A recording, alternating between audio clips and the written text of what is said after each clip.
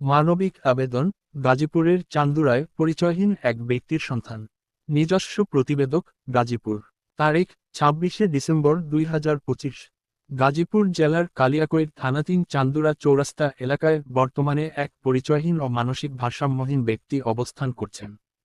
স্থানীয়দের ভাষ্যমতে, গত কয়েকদিন ধরে লোকটিকে এই এলাকায় উদ্দেশ্যহীনভাবে ঘোরাঘুরি করতে দেখা যাচ্ছে। ব্যক্তিটি নিজের নাম বা পরিচয় সঠিকভাবে বলতে পারছেন না। বিস্তারিত তথ্য। বর্তমান অবস্থান: চান্দুরা চৌরাস্তা, কালিয়াপুর এলাকা, কালিয়াকৈর, গাজীপুর। শারীরিক অবস্থা: ব্যক্তিটি বর্তমানে মানসিক ভারসাম্যহীন এবং বিভ্রান্ত অবস্থায় রয়েছেন। উদ্দেশ্য: যদি কোনো সহৃদয় ব্যক্তি তাকে চিনে থাকেন বা তার পরিবারের সন্ধান জেনে থাকেন, তবে দ্রুত উল্লেখিত ঠিকানায় যোগাযোগ করার জন্য অনুরোধ করা হচ্ছে। সহযোগিতার আহ্বান: একটি পরিবারের নিখোঁজ হওয়া প্রিয়জনকে খুঁজে পেতে আপনার সামান্য সহযোগিতা অত্যন্ত গুরুত্বপূর্ণ।